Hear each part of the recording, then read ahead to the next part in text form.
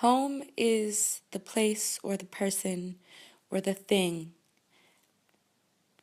that you can go to in your darkest moments to decompress and recompose. A mother who is mentally ill does not make you want to be home in any traditional sense. When I first think of home, I think of where I live, of the dwelling I may return to maybe each day. In my less than 50 years on the planet, I've lived in more than 20 places. My mother bought this trivet for me that had a tile in it with the phrase written on it, "A house is built by hands, a home is built by hearts."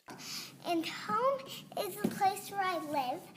And they have a bed, and they eat food, and it's really But home is much more than brick and mortar. Oh yeah, and there's also a lot of plants. A lot. Divorce, prescription drugs, addiction is not a home. I knew every inch of the structure, every smell, every sound. Home is where I feel safe. Home is where I feel loved. And I like Home to go in the is pool. where I want to be. And yeah. As a child, home was ephemeral. It changed every few years. There were 6 kids, so it meant shared rooms and divided chores. A place of happiness, sadness, contentment, and a feeling of being loved in a warm and cozy atmosphere. I could hear my parents' car approaching from blocks away. I came to simply hate most of the place.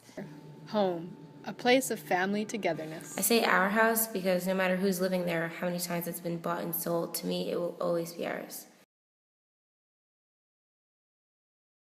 Migration has been a large part of life, sometimes to relocate, sometimes for work.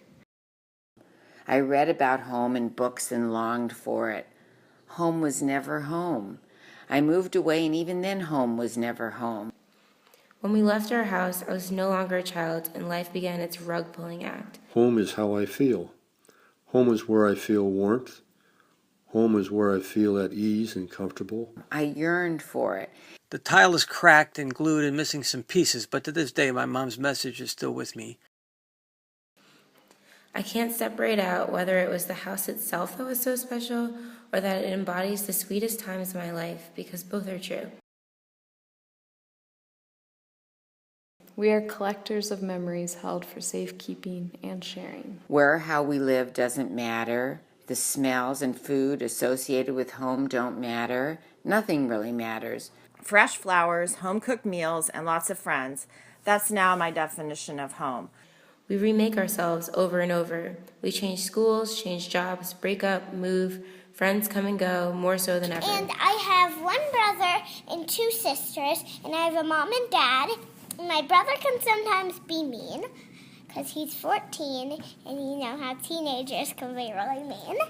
I felt like I was home, and it gave me a realization that what's home truly gets carried with you through life, whether it's a smell, a sight, a sound, or touch. So I guess for me now, feeling at home is just pausing every day to appreciate what is. I've made everywhere we live feel like home.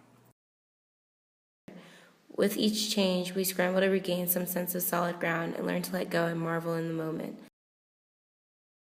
When he holds me and looks at me, I know I am loved and I am at home.